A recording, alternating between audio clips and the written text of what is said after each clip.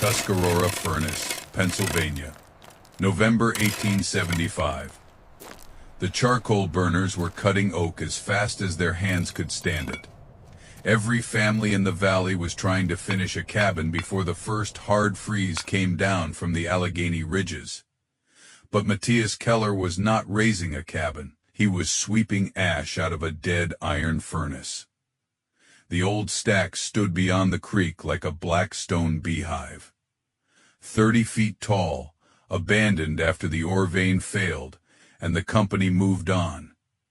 Its sandstone throat was cracked. Its base was stained with old slag. Children dared each other to throw rocks through the tapping arch and run before the echo came back. To the valley, it was a ruin. To Matthias, it was shelter. He brought his wife Elise, his son Anton, and his little daughter Marta to the furnace with 2 handcarts, a stovepipe, a box of iron tools, and more fire brick than any sensible man would waste on a home. By dusk, half the settlement had heard. A German furnace setter had bought the cursed stack, not for stone, not for scrap. To live in it. The first man to say what the others were thinking was Orrin Pike, who kept the supply shed and sold nails, lamp oil, axe heads, and advice with equal confidence. He stood beside the furnace, while Matthias scraped black glassy slag from the floor. "Furnace stone sweats," Pike said. "Every man in this valley knows it. That thing will drink fog from the ground and feed it straight into your beds." Matthias kept scraping. Pike pointed at the stack wall, "And when the frost gets into those seams, it will open them like a split log. You are building your family a stone coffin." Matthias stopped only long enough to look at him. Then he tapped the furnace wall with the back of his chisel. "No," he said. "This stone is the weather." He pointed to the fire brick stacked behind him. "That stone will be the house." Nobody understood what he meant, and that was the whole reason the story survived. Because Keller was not trying to make a chimney into a cabin. He was trying to make a winter move at the speed of stone. Matthias Keller had learned fire in the ironworks of the Saar, where a bad furnace lining could bankrupt a foundry, and a good one could hold heat long after the men had gone home. He was not famous. He was not educated in the language of engineers, but his hands understood a secret most frontier builders kept missing. Heat was not only something you made, heat was something you could store. The American cabins around Tuscarora were built by excellent men using the best logic they had. Thick logs, deep chinking, a wide hearth, a chimney big enough to pull smoke out fast on paper. That sounded like comfort. In January, it often became punishment. A big fireplace created a fierce orange circle in the room and a freezing ring just beyond it. A person could blister his shins while his back went numb. Warm air rose up the chimney with the smoke, and cold air slipped through every crack to replace it. The hotter the fire burned, the harder the chimney pulled. The house was not holding heat. It was spending it. Last winter, Keller had lived in one of those cabins. He never forgot the small humiliations of cold. A tin cup beside the bed froze with a raised white cap by morning. Elise's bread sponge died under a towel 3 feet from the hearth. The children learned to dress under blankets, because stepping barefoot onto the plank floor felt like stepping onto iron. Most men answered that kind of winter with more wood. Keller saw a different failure. The problem was not that the family lacked fire. The problem was that the house forgot the fire too quickly. So by late summer, he began his strange work. First, he sealed the old tapping arch where molten iron had once run out in a bright orange stream. He packed it with clay, broken fire brick, and rubble until no draft could slide through. Then he cut down the tuyere opening, the mouth where cold blast had once entered the furnace. He rebuilt that low opening into a small, deep firebox, Nothing like the vast fireplaces. The valley admired a big fireplace showed off flame. Keller's firebox was built to feed heat into masonry. Then came the part that made men laugh even harder. Inside the old furnace shell, Matthias built a second wall. Not a patch, not a lining. A completely separate inner cylinder at the bottom. He laid dense blue-gray stone blocks salvaged from a ruined casting house. Above them, he set pale refractory bricks. One course after another, each one bedded in clay mortar and tapped into a curve so steady it looked as if the wall had grown there. Between the old outer furnace and the new inner wall, he left a narrow 5-inch space. Pike saw that gap and laughed. Now you have built a room inside a ruin and left a crack for the cold to hide in. Keller shook his head. That gap keeps the ruin out. He knew the outer stack would take rain, frost, and damp. Let it, the old shell could fight weather. His new inner wall would never touch it. Moisture would not travel straight through. Cold stone outside would not clasp the warm wall inside. The two bodies were separated. By October, the inner masonry stood nearly 3 feet thick. That meant the family's room was small. Smaller than some men's kitchens, a round chamber with one narrow bed platform, one table, 2 wall niches, a sleeping loft for the children, and a firebox low in the curve of the wall. To everyone else, the work looked absurd. A summer of labor had produced more wall than room. But Keller did not measure the house by floor space. He measured it by how many hours a fire could remain useful after it was gone. Near the top of the domed roof, he built 2 fist-sized vents through the inner masonry and the outer shell. For each one, he made a heavy plug of fired clay wrapped with iron wire. The plugs fitted so tightly that Elise had to pull them free with both hands.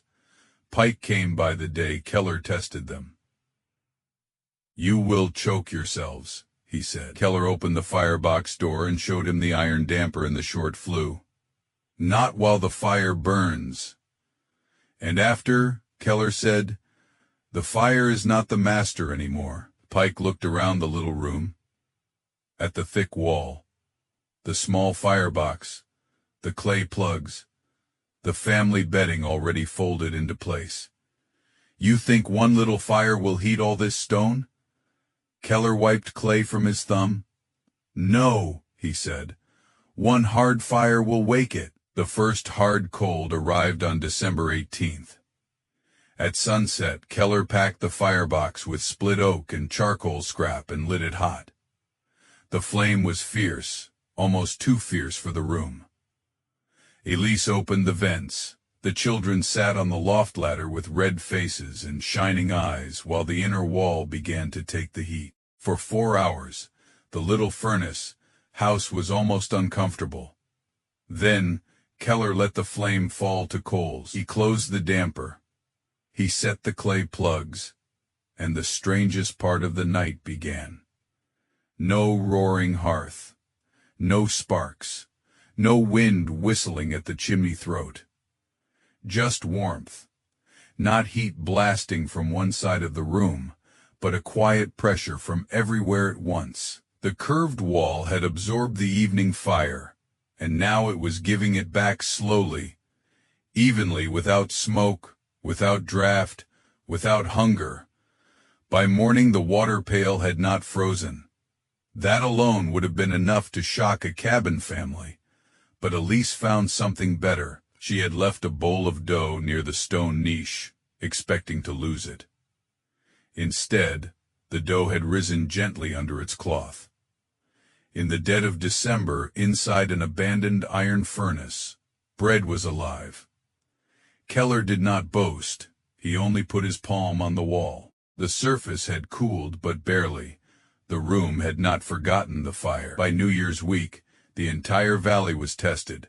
A dry polar cold poured into central Pennsylvania and settled there with cruel patience. The sky went white in the day and iron. black at night. For 6 days, the temperature did not rise above 0. On the third night, a schoolmaster's thermometer on the mill porch read 22 below. Trees cracked in the ridges like musket shots.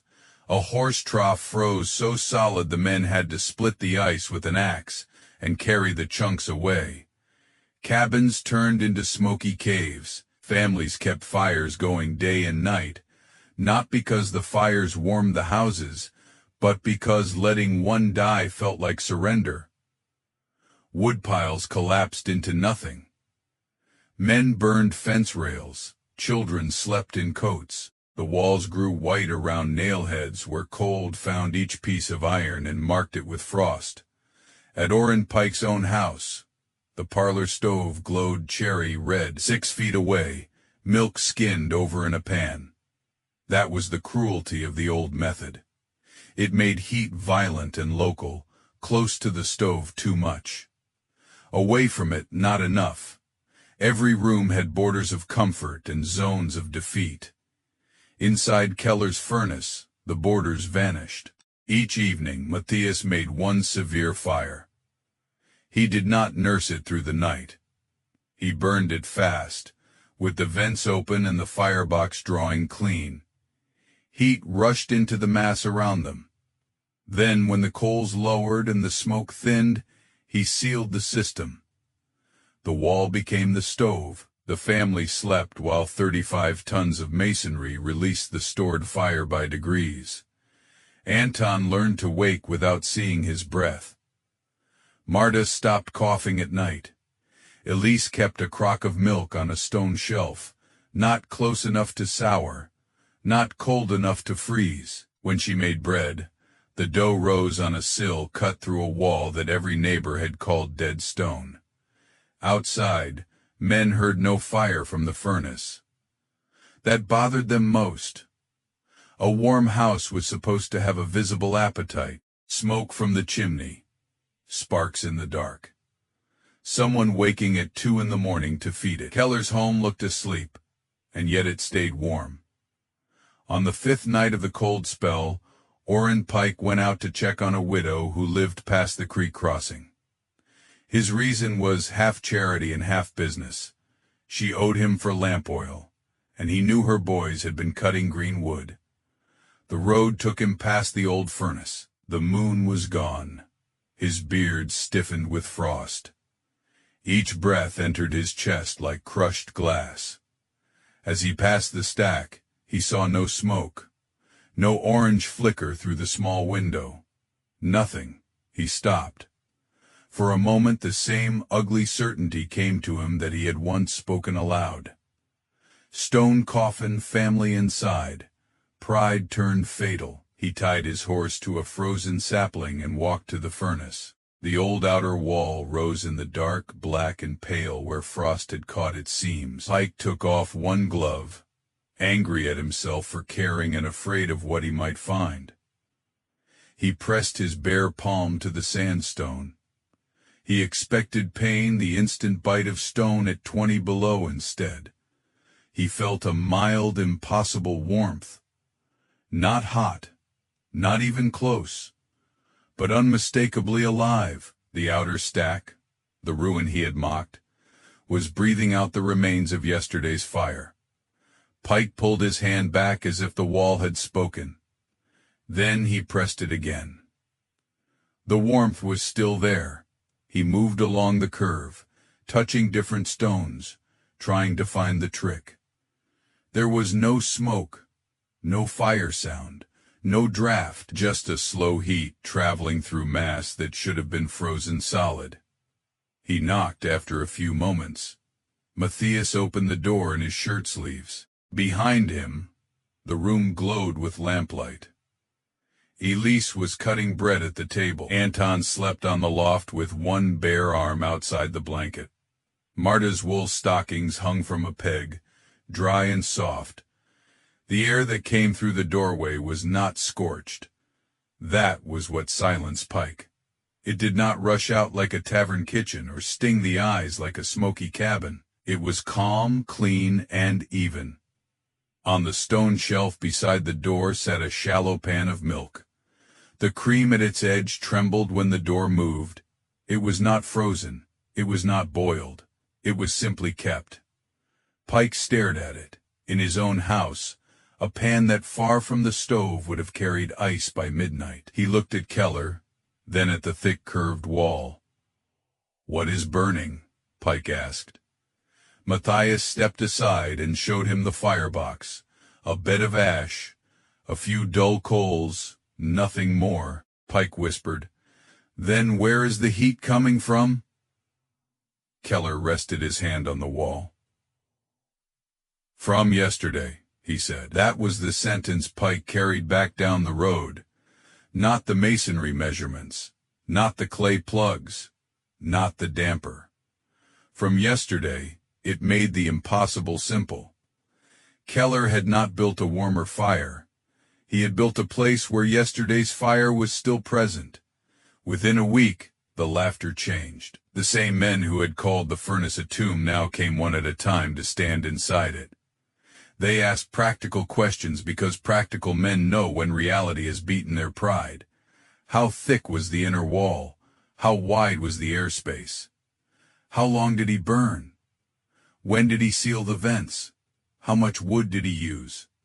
Keller answered without triumph. 3 feet of masonry where it mattered, 5 inches between the old shell and the new wall, 4 hours of hard fire, seal only after the smoke cleared and the coals settled, dry oak when possible, charcoal scrap when useful, and the question everyone cared about most, how much wood?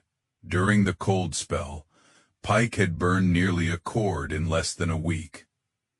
Keller had used less than a third of that. The number traveled faster than the miracle. Warmth was impressive. Fuel savings were proof. By February, the furnace men understood it first. They had always known hot masonry behaved differently than cold masonry. They had simply never thought to make a home work like a controlled furnace, instead of a leaky cabin. A watchman's hut at the ore yard was rebuilt with a thick masonry back wall and a sealable iron throat. Then a winter kitchen at the mill owner's house, then a small stone room behind Pike's supply shed, though he never admitted who had taught him the principle. The designs were not copies of Keller's home. Nobody else wanted to live inside an iron stack. They took the idea and made it usable. A small, intense fire. A heavy mass close enough to absorb it.